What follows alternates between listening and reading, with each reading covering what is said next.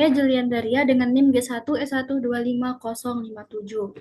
Pembahasan kali ini difokuskan pada materi terkait endositosis. Jadi saya meminta ChatGPT untuk mencarikan jurnal yang terindeks Q1 tentang materi endositosis. Lalu saya memilih jurnal yang berjudul PED Enter Cell Stroke Caltrine Saveole and Lipid Rab Mediate Endocytosis and Traffic via the Endolysosome Pathway, yang artinya PEDV memasuki sel endositosis yang dimediasi oleh Catherine, caveolae, dan rakit lipid dan bermigrasi melalui jalur endolisosom. Jurnal ini sudah terindeks Q1. Selanjutnya, saya meminta ChatGPT mencarikan rumusan masalah dari jurnal tadi, dan saya tertarik dengan permasalahan, yaitu bagaimana perbedaan jenis sel Pero versus IPEX Y2 dapat memengaruhi efektivitas jalur endositosis yang digunakan oleh PEDP. Lalu saya meminta ChatGPT untuk mencarikan jurnal yang bisa menjawab dari rumusan masalah tadi, dan saya memilih jurnal yang berjudul yang artinya masuknya sel SARS-CoV-2 itu bergantung pada AC2 dan TMPRS2 dan diblokir oleh inhibitor protease yang terbukti secara klinis. Dan jurnal ini sudah terindeks Q1. Untuk menemukan apakah SARS-CoV-2S menggunakan katepsin endosomal atau TMPRSS2 untuk aktivasi, kami menganalisis masuknya virus ke dalam lini sel yang berbeda.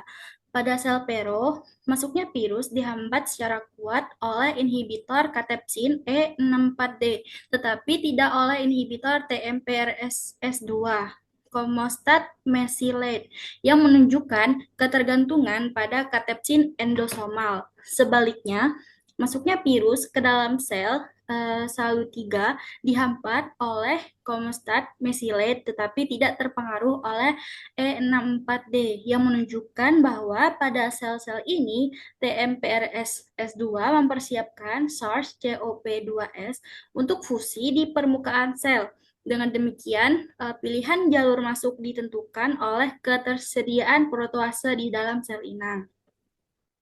Lalu, hasil menunjukkan bahwa masuknya SARS-CoV-2 ke dalam sel Pero bergantung pada katepsin, sementara masuknya ke dalam sel SHALU3 bergantung pada TMPRSS2. Demikian, SARS-CoV-2 dapat menggunakan protease sel inang yang berbeda untuk aktivasi, tergantung pada jenis selnya.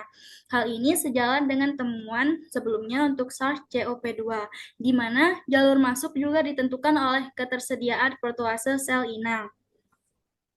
Lalu, dari jurnal tersebut, data kami menunjukkan bahwa jalur masuk SARS-CoV-2 bergantung pada jenis sel.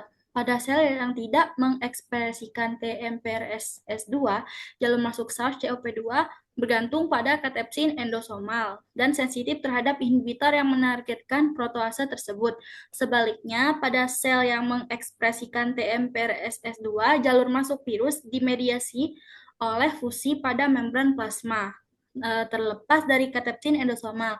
Oleh karena itu, repertoar protease suatu sel menentukan jalur masuk mana yang akan digunakan virus.